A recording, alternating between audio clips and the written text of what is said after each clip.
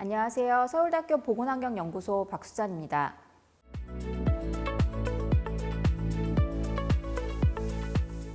담배 사용은 개인의 선택이지만 그로 인한 영향은 개인을 넘어서 사회 전체에 미칠 수 있기 때문에 사회적인 문제로 인식됩니다. 몇 가지 주요 이유를 들어보겠습니다. 먼저 흡연으로 인한 사회경제적 부담을 들 수 있습니다. 잘 아시다시피 흡연은 폐암을 비롯한 심각한 건강 문제를 야기하며 이는 개인의 건강뿐만 아니라 공공의료 시스템에 부담을 줍니다. 흡연으로 인해 발생한 질병 치료에 소요되는 비용과 질병으로 인한 노동력 상실로 인한 비용은 모두 사회 전반에 영향을 미칩니다. 두 번째로 간접 흡연 문제를 들 수 있습니다. 흡연으로 인한 건강 피해는 단순히 흡연자만의 문제는 아닙니다. 주변 사람들도 유해한 담배 연기로 인해서 건강에 피해를 입습니다. WHO의 추계에 따르면 전 세계적으로 흡연으로 인한 연간 사망자는 약 800만 명으로 추산되는데 이 중에 간접 흡연으로 인한 사망자가 120만 명에 이릅니다. 세 번째로 어린이 청소년 및 취약계층의 피해가 막대하기 때문입니다. 앞선 사례에서 말씀드린 간접 흡연 사망자의 절반은 어린이입니다. 간접 흡연의 피해는 건강한 성인보다 어린이 청소년과 건강 문제가 있는 노약자에서 더 크게 나타납니다. 또한 성인의 흡연은 어린이 청소년의 흡연 시작을 유도한다는 문제점도 갖고 있습니다. 이러한 이유들로 인해서 정부는 흡연을 개인의 문제가 아닌 사회적인 문제로 인식하고 국가적인 대응 방안을 마련하기 위해 노력하고 있는 것입니다.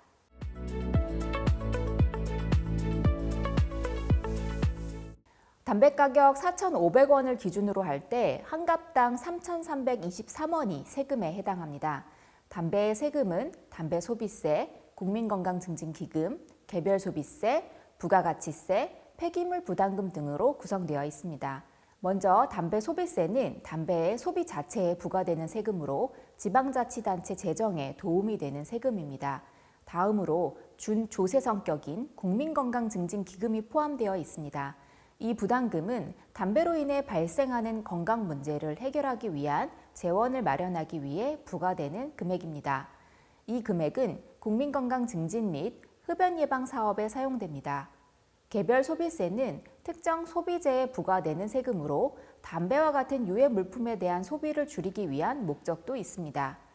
이외에 폐기물 부담금은 담배꽁초와 같은 담배 제품이 환경에 미치는 영향을 줄이기 위해 부과되는 금액입니다. 담배 가격 인상은 이러한 세금 항목들이 합쳐진 결과로 이루어지며 특히 국민건강증진 부담금과 담배 소비세는 흡연율을 줄이고 그로 인한 사회적 비용을 줄이기 위한 주요 목적을 가지고 있습니다.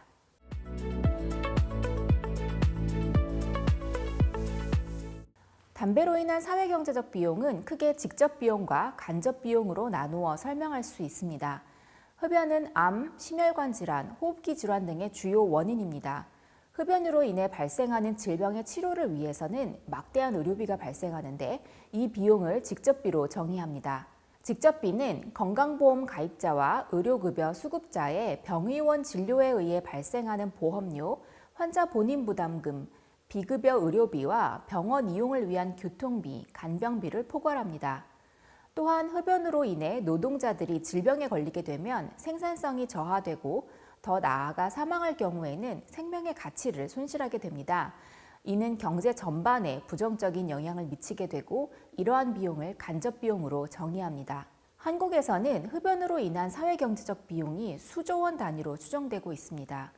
예를 들어 질병관리청에서 시행한 한 연구에 따르면 흡연으로 인한 직접 비용이 약 5조 원, 간접 비용은 약 7조 원으로 연간 총 12조 원 이상의 비용이 흡연으로 인해 낭비되고 있는 것으로 추산되었습니다.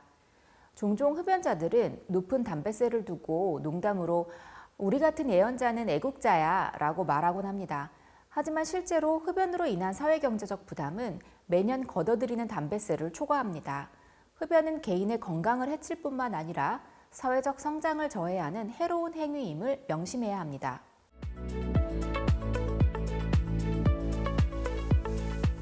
국민건강증진법에 따르면 공중이 많이 이용하는 시설은 금연구역으로 지정됩니다.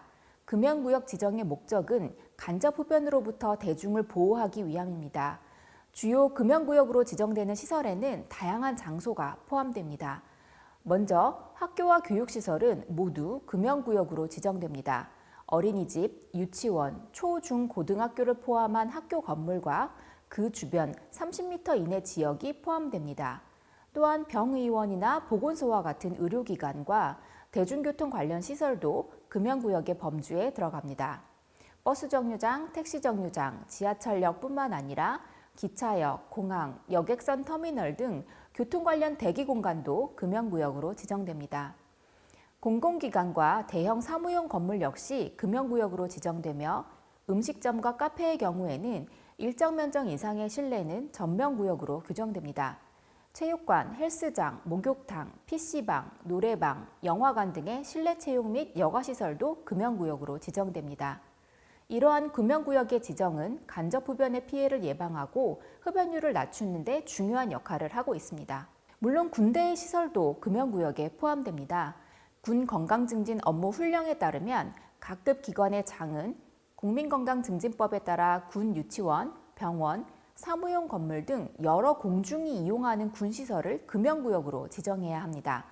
금연구역으로 지정된 시설의 경우에 건물 전체 및 부대시설 모두가 금연구역으로 간주됩니다.